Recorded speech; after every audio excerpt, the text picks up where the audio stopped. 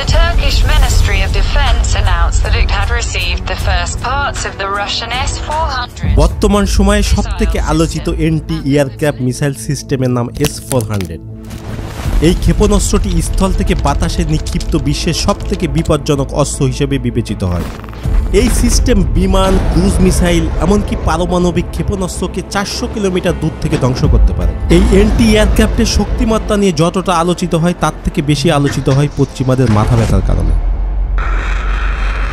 Donald Trump নিষেধাজ্ঞা পর্যন্ত দিয়ে রেখেছে যেন কোনো দেশ S-400 কিনতে না পারে।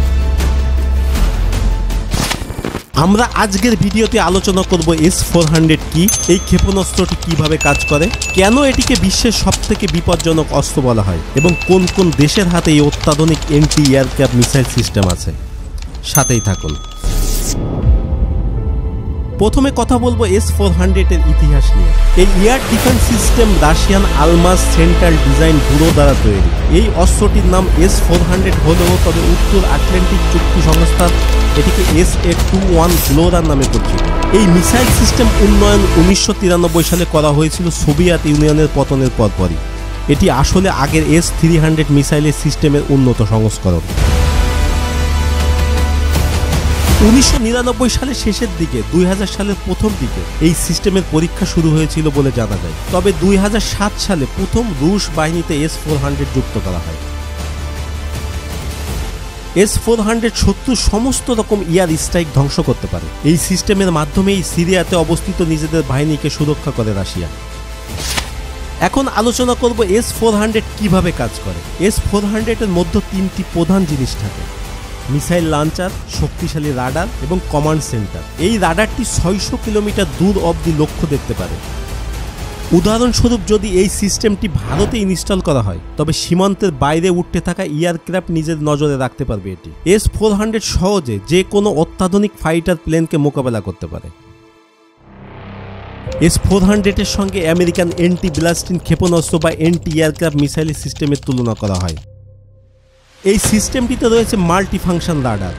তাই শুধু মিসাইল নয়, এই প্রযুক্তির সাহায্যে শত্রুর বিমান ও ড্রোনও ধ্বংস করতে পারে।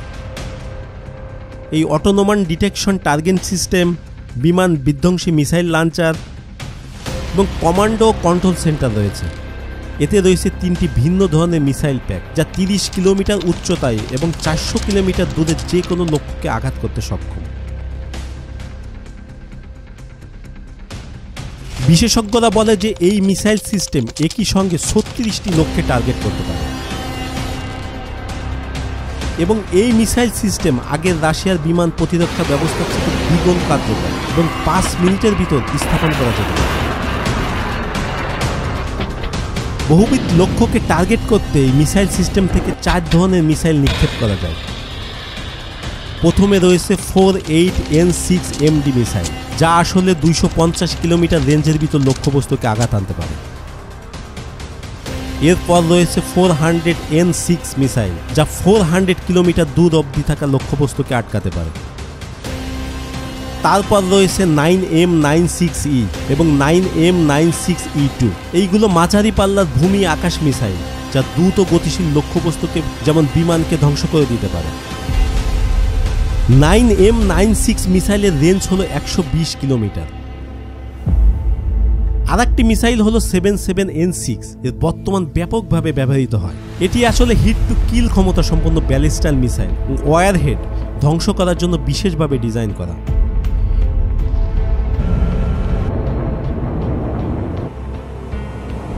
হিট টু কিল বলতে গতিশক্তি ব্যবহারের মাধ্যমে এটি লক্ষ্যবস্তু ধ্বংস করে দেওয়ার ক্ষমতা বোঝায়।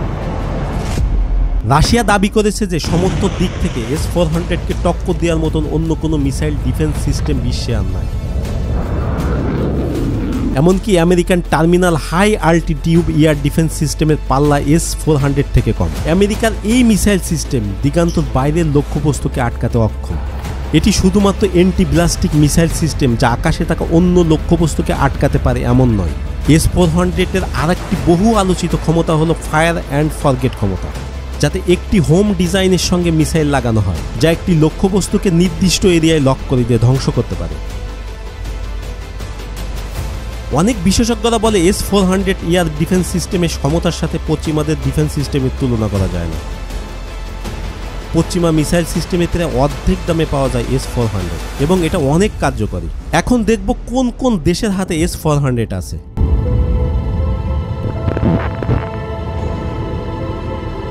2014 সালে এই ক্ষেপণাস্ত্র প্রতিরোধী ব্যবস্থা কেনার জন্য মস্কোর সাথে যোগাযোগ করে নয়াদিল্লি এবং 2018 সালে রাশিয়ার কাছ থেকে 5.5 বিলিয়ন মার্কিন ডলার ব্যয়ে 5টি S-400 মিসাইল ডিফেন্স কেনার চুক্তি স্বাক্ষর করে ভারত, যা সেই সময়ে সবথেকে বড় প্রতিরক্ষা ব্যয় হিসেবে বিবেচিত করা হয়। ভারত ছাড়াও বেলারুশ, আলজেরিয়া, চীন, তুরস্ক সহ মুষ্টিময় দেশের হাতে আছে এই সিস্টেম।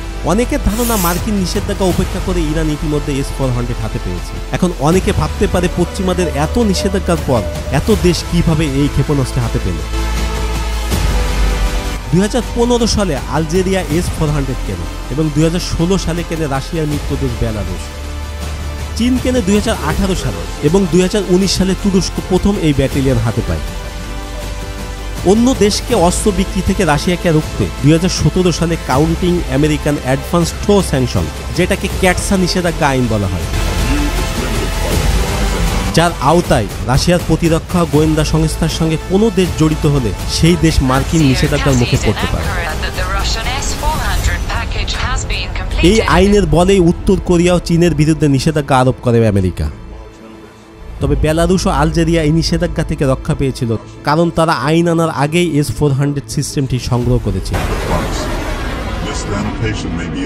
ভারতও যুক্তি দেয় তারা এই মিসাইল সিস্টেম কেনার জন্য 2016 সালে আলোচনা শুরু করেছিল, তাই তারা ক্যাটসা অধীনে নিষেধাজ্ঞা যোগ্য নয়। খবর আছে যে সৌদি আরবের সামরিক বাহিনী অক্টোবর 2017 সালে সৌদি বাদশাহ প্রথম সালমানের মস্কো সফরের সময় গোপনে S-400 কেনার চুক্তি স্বাক্ষর করে। ভিডিওটি ভালো লাগলে শেয়ার করবেন এবং চ্যানেলটি সাবস্ক্রাইব করে সাথে থাকবেন। ধন্যবাদ।